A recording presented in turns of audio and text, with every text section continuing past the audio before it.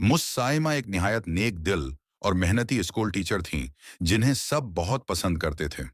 लेकिन वो स्कूल जहां वो पढ़ाती थीं, एक पुरानी इमारत थी, जिसके बारे में अक्सर लोग कहते थे कि वो भूतों से आबाद है।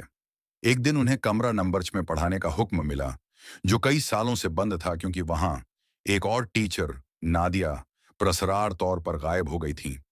शुरू में साइमा ने सब बातों को वहम समझकर नजरअंदाज किया, लेकिन जल्द ही अजीब वाकयात होने लगे। खुद ब खुद लिखा हुआ मिलता, कभी रात को हंसी की आवाजें सुनाई देती और कभी बच्चों के साए क्लास में दिखाई देते।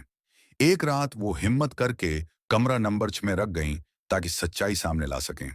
आधी रात को रोशनी बुझ गई, कमरा बर्फ जैसा सर्द हो गया और छोटे छोटे बच्चों के साए दीवारों से निकलने लगे, जो कहने लगे, मसनादिया, मसनादिया। अचानक एक खौफनाक औरत उनके सामने आ गई, जिसकी आंखें बेजान और चेहरा सियाह था। वो और कोई नहीं बल्कि गायब होने वाली मस नादिया थी। उसने मस साइमा की तरफ देखकर कहा, अब तुम्हारी बारी है। कमरे का दरवाजा बंद हो गया, दीवारों से सियाह धब्बे बहने लगे और बच्चों की हंसी चीखों में बदल गई।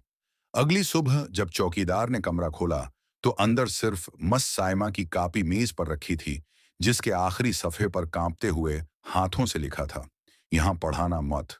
इस दिन के बाद कमरा नंबर 6 हमेशा के लिए बंद कर दिया गया। लेकिन रात के वक्त लोग आज भी कहते हैं कि अंदर से बोर्ड पर चाक चलने की आवाज आती है और एक औरत की आवाज सुनाई देती है, जो गैर मरी तलबा के नाम पुकारती रहती है।